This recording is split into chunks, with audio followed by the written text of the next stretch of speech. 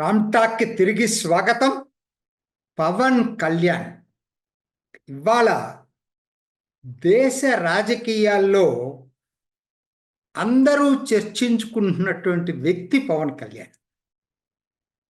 ఎవరు ఊహించాల 4 నెలల క్రితం ఎలక్షన్లప్పటికీ అంతగా ఉన్నా కూడా అది వేరు. ఈరోజు అసలు అది టోటల్ స్టేచరే మారిపోయింది. ఎన్నికల ముందు తను కేవలం 24 స్థానాలు తీసుకున్నప్పుడు జనాల్లో చాలా కోపం వచ్చింది. ఈవెన్ నేను కూడా చాలా బాధపడిన వాళ్ళలో ఒకరం. ఏంటంటే అంత తక్కువకి ఎందుకు ఒప్పుకోవాల్సి వచ్చింది అనేది. సరే, అది రాజకీయాల్లో ఎప్పుడైనా ఇది ఉంటుంది. కానీ ఆయన ప్రాముఖ్యత ఒకటి సంఘటనలు చాలా ఇదిగా ఉంటున్నాయి. ఒకటి, ఎన్నికలకు ముందు చంద్రబాబు నాయుడిని జైల్లో పెట్టినప్పుడు తను వెళ్ళి ఏ విధంగా రోడ్డు మీద బైఠాయించి నిరసన తెలపటం అనేది అప్పటికి డేలా పడిన తెలుగుదేశం క్యాడర్లో కూడా ఒక ఉత్తేజాన్ని తీసుకొచ్చాడు. అది చంద్రబాబు నాయుడికి ఒక విధంగా అనకూడదు, ఆయన పెద్ద నాయకుడు, ఎంత ఇదున్నా కూడా రాజకీయాల్లో పెద్ద చిన్న ఉండదు, ఏది కీ ఫ్యాక్టర్ పనిచేస్తుంది అనేది. ఈయన పొలిటికల్ లైఫ్ ఇచ్చాడని చెప్పొచ్చు ఇలెన్స్ పెట్టుకొని. ఆ రోజు జైలుకి వెళ్ళి బయటకు వచ్చి అక్కడి నుంచే తెలుగుదేశం క్యాడర్ మంచి ఉత్సాహంతో పనిచేయటం మొదలుపెట్టారు. అది అంటే ఎక్కడ ఏ స్టెప్ వేయాలనేది దీన్ని బట్టి పవన్ కళ్యాణ్ ఆయన ఏదో సెలబ్రిటీగానే అందరూ అనుకున్నారు, కానీ ఇంత వ్యూహకర్త అని ఎవరు అనుకోలేదు. అక్కడ తర్వాత ఎన్నికల్లో 24 సీట్లకు ఒప్పుకున్నప్పుడు జనమంతా కూడా ఏంటిది 24 సీట్లకు ఎందుకు ఒప్పుకున్నాడు, ఆయన అభిమానుల్లో. ఆయన అప్పటిదాకా చేసిన ప్రసంగాలు విన్నవాళ్ళు కొంతమంది, నాలాంటి వాళ్ళని కూడా ఈయనకి బెటర్ ఫ్యూచర్ ఉండాలి అని కోరుకున్న వాళ్ళం. కానీ పవన్ కళ్యాణ్ అక్కడ ఇంకొక ఘట్టం, అంతకుముందు చంద్రబాబు నాయుడుకి పొలిటికల్ లైఫ్ ఎట్లా ఇచ్చాడో ఇక్కడ రెండోది ఎన్నికల్లో ఎన్డీఏతో ఒప్పందం కుదుర్చుకోవటం కోసం అని చెప్పి బీజేపీతోటి ఒప్పందం కుదుర్చుకోవటానికి కీలకంగా పనిచేసింది. ఒకటి, తెలుగుదేశాన్ని బీజేపీని కలపటంలో కీలక పాత్ర పోషించాడు. సీట్ల ఒప్పందంలో చాలా ప్రాబ్లమ్స్ వచ్చినాయి. అప్పుడు తనంతట తాను అనకాపల్లి పార్లమెంటు సీటు తన బ్రదర్ నాగబాబుని పోటీ చేయించేటువంటి సీటు మానుకొని బీజేపీకి అప్పచెప్పాడు, ఇచ్చాడు సీటు. అసెంబ్లీ సీట్లు కూడా ఒక 3 స్థానాలు తప్పించుకొని 21కే పోటీ చేశాడు. ఇది బీజేపీ అధినాయకత్వం కూడా చాలా ఆశ్చర్యపోయింది. జనరల్గా ఎవరు ఉన్న సీట్లే తక్కువ పోటీ చేస్తూ 3 సీట్లు పోటీ చేస్తూ అందుట్లో ఒక పార్లమెంట్ సీట్ ఇవ్వటం అనేది రేరెస్ట్ ఆఫ్ రేర్, ఎవరు చేయరు పని. మరి దాంతో అటు బీజేపీ అధినాయకత్వానికి చాలా డియర్ లీడర్గా తయారయ్యాడు. చాలా కీలకమైనటువంటి, చాలా ఆప్యాయంగా బీజేపీకి వాళ్ళందరూ ఆప్యాయంగా అనుకునేటువంటి నాయకుడిగా పవన్ కళ్యాణ్ ఎదిగాడు. ఇక్కడ చంద్రబాబు నాయుడు కూడా తనకి కష్టాల్లో ఉన్నప్పుడు లైఫ్ ఉండి అండదండలు నిలబడిన నాయకుడిగా ఇక్కడ చంద్రబాబు నాయుడుకి కూడా అదే ఉంది.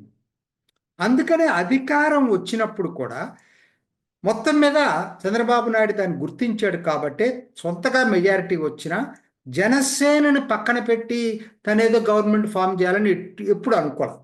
పవన్ కళ్యాణ్ చేసినటువంటి ఆ ఎఫర్ట్స్ని ఆయన చెప్తా వస్తున్నాడు, పబ్లిక్లో కూడా ఎప్పుడు మాట్లాడుతూనే వస్తూనే ఉన్నాడు.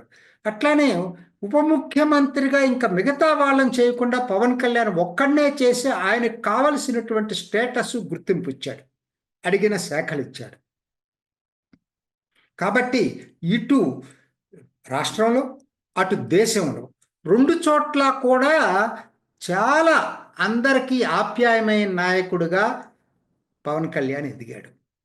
ఇదొక మెట్టయితే నెక్స్ట్ తిరుపతి లడ్డు వివాదం తర్వాత తను తీసుకున్నటువంటి ప్రాయశ్చిత్త దీక్ష తర్వాత ముఖ్యంగా వారాహి డిక్లరేషన్ని ప్రకటించిన తిరుపతి సభ దేశంలోనే తన ఇమేజ్ని మార్చేసింది. దక్షిణాదిలో ఇవాళ సనాతన ధర్మ పరిరక్షకుడుగా పవన్ కళ్యాణ్ ఎదిగాడు.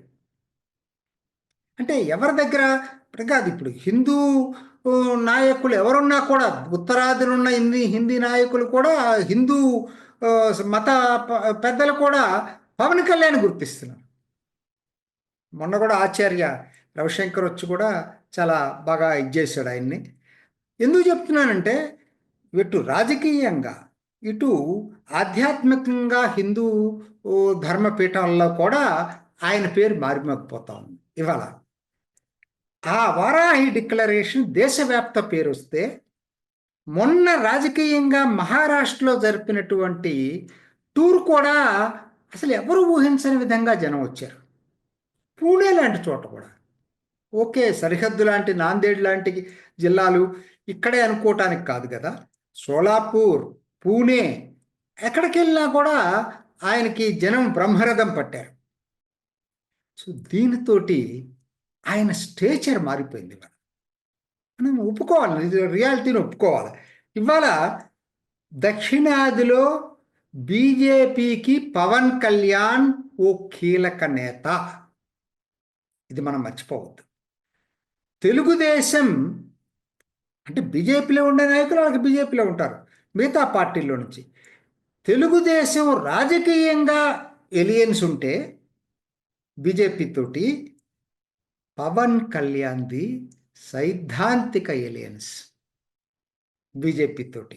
ఎందుకంటే ఆల్మోస్ట్ భావాలు, ఈయన భావాలు కూడా జాతీయ భావాలు, ఆధ్యాత్మిక భావాలు, సనాతన ధర్మ పరిరక్షణ, ఇవన్నీ చూసినప్పుడు ఏమవుతుందంటే ఆల్మోస్ట్ సైద్ధాంతికంగా బీజేపీ యొక్క దీన్ని, ఆ భావాలను ఇక్కడ చెప్పేటువంటి ఏకైక నాయకుడిగా దక్షిణాదిలో అదర్ దాన్ బీజేపీలో నిలిచిపోయింది పవన్ కళ్యాణ్.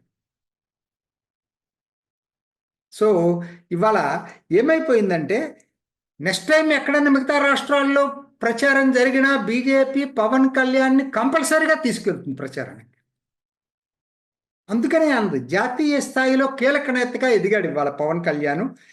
ఎన్నికలకు ముందు పవన్ కళ్యాణ్ ఒక్క 4 నెలల్లో తన యొక్క ఇమేజ్ ఏ విధంగా పెరుగుకుంటా పోతా ఉంది. ఇది నా దృష్టిలో బీజేపీకి పవన్ కళ్యాణ్కి ఉభయత్ర ఇద్దరికీ ప్రయోజనకారమే. బీజేపీకి అవసరం ఆ ప్రచారాన్ని. నిజం చెప్పాలంటే కేంద్ర ప్రాయోజిత పథకాల గురించి జనసేన పవన్ కళ్యాణ్ తన మీటింగులో చెప్తా ఉన్నాడు చాలా చోట్ల. మోడీ జలజీవన్ మిషన్ మీద, అది కేంద్ర ప్రభుత్వ పథకం, ఏ విధంగా ఎంత మోడీ దాన్ని ఏ విధంగా తీసుకొచ్చాడని చెప్తా ఉన్నాడు. సో ఒక విధంగా మోడీకి బ్రాండ్ అంబాసిడర్గా దక్షిణాదిన పవన్ కళ్యాణ్ ఎదిగాడు ఇవాళ. ఈ కీలక మార్పు ఎన్నికల తర్వాత జరిగింది. సో పవన్ కళ్యాణ్ ఇక దేశ రాజకీయాల్లో కీలక నేత. ఇది ఈనాటి రామ్ టాక్. ఇంకొక ఎపిసోడ్లో మళ్ళా కలుసుకుందాం. నమస్తే. చూసారు కదండి, మరి ఈ వీడియో కనుక మీకు నచ్చినట్లయితే ఒక లైక్ కొట్టేసి మీ అభిప్రాయాన్ని కూడా కామెంట్ బాక్స్లో తెలియజేస్తూ ఇలాంటి ఇంట్రెస్టింగ్ అప్డేట్స్ కోసం మా ఛానల్ని సబ్స్క్రైబ్ చేసుకోండి.